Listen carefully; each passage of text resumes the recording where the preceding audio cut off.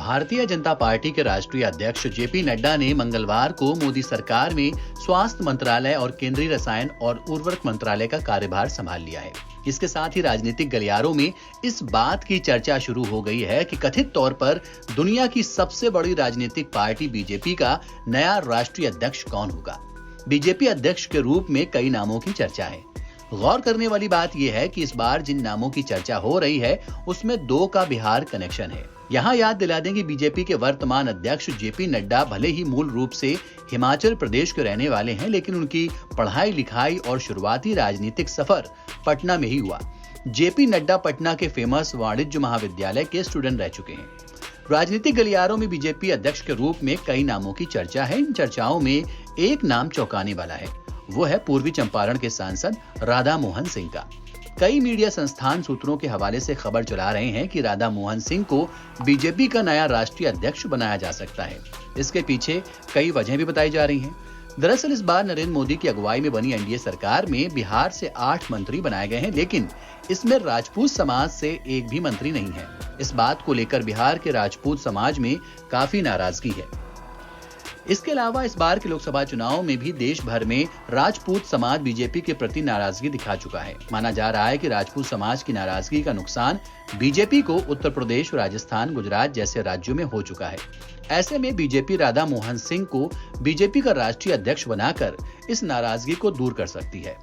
राधा मोहन सिंह राष्ट्रीय स्वयंसेवक संघ के खाटी नेता माने जाते हैं। वो नरेंद्र मोदी की 2014 वाली सरकार में देश में कृषि मंत्री भी रह चुके हैं। बिहार में राधा मोहन सिंह की पहचान एक जमीनी नेता की रही है। साथ ही वो संगठन के स्तर पर नीतियां बनाने में माहिर माने जाते हैं। संगठन के विस्तार और उसे संचालित करने में राधा मोहन सिंह की महारत मानी जाती है। पार्टी के छोटे कार्यकर्ताओं तक उनकी पहुंच और सामंजस्य बनाकर टीम का संचालन करना उनके फेवर में जा सकता है। बीजेपी अध्यक्ष की रेस में बिहार बीजेपी के प्रभारी विनोद तावड़े का भी नाम चर्चा में है। विनोद तावड़े भी अच्छे संगठनकर्ता माने जाते हैं। वो इस वक्त बिहार बीजेपी के प्रभारी हैं। लोकसभा चुनाव में विनोद तावड़े की अगुवाई में एनडीए की अपेक्षा अनुरूप बिहार में अच्छा प्रदर्शन किया है।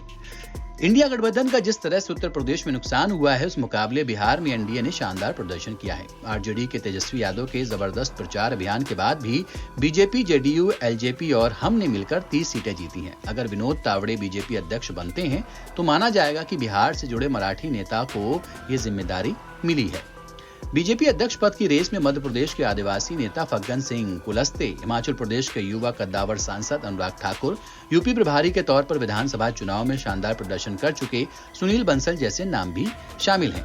इसके अलावा पार्टी में ये भी चर्चा है कि बीजेपी दक्षिण भारत में विस्तार के मिशन पर लोकसभा चुनाव के दौरान प्रधानमंत्री नरेंद्र मोदी ने भी दक्षिण भारत के राज्यों में प्रदर्शन सुधारने के लिए काफी जोर लगाया, लेकिन खास फायदा नहीं हुआ। ऐसे में अनुमान लगाया जा रहा है कि बीजेपी अपने नए अध्यक्ष की जिम्मेदारी दक्षिण भारत के किसी नेता को सौंप सकती है। हालांकि देखना होगा कि बीजेपी और संघ मिलकर अध्यक्ष पद के लिए किस नेता के नाम पर मुहर लगाते हैं। एनबीटी ऑनलाइन की रिपोर्ट।